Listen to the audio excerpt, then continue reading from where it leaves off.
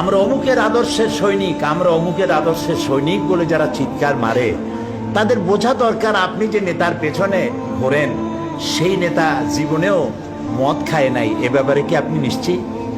ওই নেতা জীবনেও মিথ্যা কথা বলে নাই, এ ব্যাপারে কি আপনি নিশ্চিত? ওই নেতা জীবনেও ওয়াদা খেলাপ করে নাই, এ ব্যাপারে কি আপনি নিশ্চিত? এই নেতা জীবনেও কোনোদিন পরনারী স্পর্শ করে নাই, এই ব্যাপারে কি আপনি নিশ্চিত? এর কোনো ব্যাপারে আপনি গ্যারান্টি দিতে পারেন না, অথচ তার জন্য জীবন দিতে পারেন। ফাইনা তাযাবু, কোথায় চলছেন আপনি? এমন এক ব্যক্তিকে আল্লাহ নেতা বানিয়েছেন, নেতা করে দুনিয়া পাঠিয়েছেন, যিনি সর্বকালের সর্বযুগের আয়নার মতো পরিষ্কার চেহারা, যাকে দেখতে কোনো লাইটের দরকার হয় না, দিনেও দেখা যায় রাতেও দেখা যায়। দ্বীপ্রহরের সূর্য অন্ধ অবলোকন করতে পারে, সে চোখ দিয়ে দেখে না, কিন্তু অনুভব করে দ্বীপ্রহরের একটা সূর্য উঠেছে, যার তাপ এসে তাকে বলে দেয় এখন দুপুরের রোদ, চৈত্র মাসের দুপুরের রোদ। সুতরাং নবী করিম সাল্লাল্লাহু আলাইহি ওয়াসাল্লামের চরিত্র ছিল আকাশের সূর্যের মতো দীপ্তমান, গোটা বিশ্বের মানুষের কাছে উজ্জ্বল, যার জন্ম থেকে শুরু করে মৃত্যু পর্যন্ত এমন একটা দিক নাই, বিভাগ নাই যা সাহাবায়ে কেরাম সংরক্ষণ করেন নাই। জীবনের সব কিছু লিপিবদ্ধ হয়েছে। আপনি কোন নেতা পাবেন এমন বলেন, একজন নেতার নাম বলেন যার লেখাপড়া জন্ম, লেখাপড়া মৃত্যু, আর জীবনে রাজনৈতিক কয়েকটা বক্তৃতা, এছাড়া আপনি কি জানেন? আর বইতেই বা কি লেখা আছে? নবী করিম সাল্লাল্লাহু আলাইহি ওয়াসাল্লামের জীবনকে যারা সংরক্ষণ করেছেন, তার জীবনী যারা লিখেছেন, আসমাউর রিজাল, যারা তার জীবনী সংরক্ষণ করেছেন, কথা কাজ এবং মৌন সম্মতি যারা সংরক্ষণ করেছেন, তাদের সংখ্যা হচ্ছে 1 লাখের উপরে। পৃথিবীর কোনো মানুষের জীবনকে এইভাবে হাই পাওয়ারের মাইক্রোস্কোপ যন্ত্র দিয়ে কোনো মানুষকে এভাবে দেখা হয় নাই যা দেখা হয়েছে রাসূলকে। শামাইলে তিরমিজি পড়েন, এটা বাংলা হয়ে গেছে, নামটা কি? শামাইলে তিরমিজি কিনে দেখেন, রাসূলের তুচ্ছ ঘটনাগুলিও সেখানে, তুচ্ছ কাজগুলিও, এগুলি তুচ্ছ বলছি যে গুরুত্বপূর্ণ নয়, এরকমের কেমনে দাঁত খেলাল করতেন, কেমনে হাসতেন, কেমনে বসতেন, কেমনে কাপড় পরতেন, কেমনে ঘুমাতেন, কিভাবে তিনি কথা বলতেন, কিভাবে দাঁড়াতেন, কিভাবে কোনটা কিভাবে কি করতেন, প্রত্যেকটি জিনিস লিপিবদ্ধ হয়েছে, একটি জিনিসও বাদ পড়ে নাই, সব লিপিবদ্ধ হয়েছে। পৃথিবীতে এই রকমের কোন মানুষ, এরকম কোন নেতা পৃথিবীতে আর আসে নাই। মুহাম্মদ রাসূলুল্লাহ সাল্লাল্লাহু আলাইহি ওয়াসাল্লাম গোটা পৃথিবীর সর্বশ্রেষ্ঠ মহামানব, তার জীবনকে সংরক্ষণ করা হয়েছে পৃথিবীর মানুষকে এই পথে পরিচালিত করার জন্য। তিনি ছিলেন গোটা বিশ্ববাসীর জন্য রহমত, তাই তিনি তার আচরণে মানুষ মুগ্ধ হয়েছে।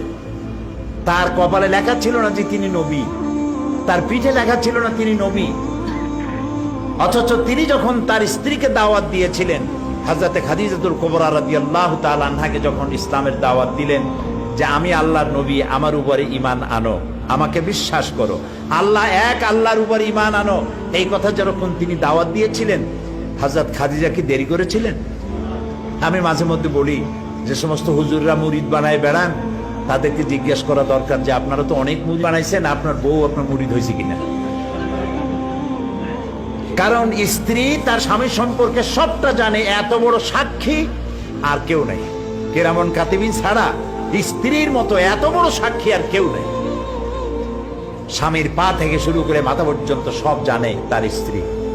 নবী করিম সাল্লাল্লাহু আলাইহি ওয়াসাল্লাম যখন দ্বীনের দাওয়াত দিলেন, হযরতে খাদিজাতুল কুবরা রাদিয়াল্লাহু তাআলা আনহা 1 সেকেন্ড দেরি করেন নাই, সঙ্গে সঙ্গে বলেছেন, আবুল কাসেম, হে কাসেমের পিতা মুহাম্মদ সাল্লাল্লাহু আলাইহি ওয়াসাল্লাম, আমি কালেমা ঘোষণা করছি, লা ইলাহা ইল্লাল্লাহু মুহাম্মাদুর রাসূলুল্লাহ। আপনার সঙ্গে আমার বৈবাহিক জীবন এই 15 বছর হলো, 25 বছরে বিয়ে হয়েছে আপনার বয়স তখন, আর তখন তার বয়স ছিল 40। নবুয়ত পেলেন 40 বছর, মাঝখানে গেল কত বছর? এই 15 বছর পর্যন্ত আপনার সাথে আমার বৈবাহিক সম্পর্ক, স্বামী স্ত্রীর ঘর কন্যা করে 15 বছর যাবৎ আপনার জীবনকে আমি দেখেছি। আপনি কোনো সাধারণ মানুষ নন, আপনি অবশ্যই আল্লাহর নবী, এতে কোনো সন্দেহ হবার নাই। তো নবী করিম সাল্লাল্লাহু আলাইহি ওয়াসাল্লাম, আল্লাহ তাআলা বলেছেন, ফাবিমা রাহমাত মিনাল্লাহি লিনতা লাহুম ওয়ালাউ কুনতা ফাদ্দাল গালিজাল কলবি লানফাদ্দু মিন হাওলিক।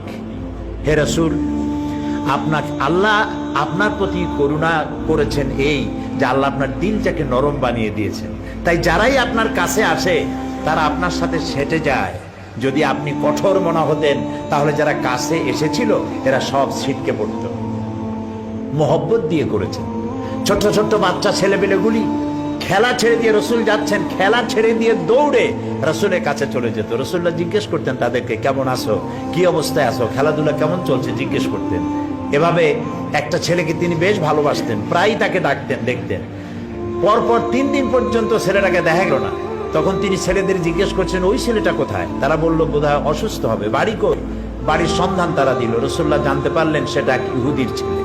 তিনি চলে গেলেন বাড়ির ভেতরে এবং ওই বাচ্চার কাছে গিয়ে বসলেন, গায়ে হাত দিয়ে দেখলেন অনেক জ্বর, হাত পুড়ে যায়। রাসূলুল্লাহ কপালের উপরে হাত রেখেছেন, ছেলের জ্বর নাই। বেহুশ ছেলে চোখ খুলে দেখছে রাসূলুল্লাহ বসে আছেন, চোখ বাড়ি করছে। এই বাচ্চা বড় হয়ে যখন যৌবন প্রাপ্ত হয়েছে, বাচ্চা পড়েছে লা ইলাহা ইল্লাল্লাহু মুহাম্মাদুর রাসূলুল্লাহ। ভালোবাসা দিয়ে তিনি জয় করেছেন সবাইকে।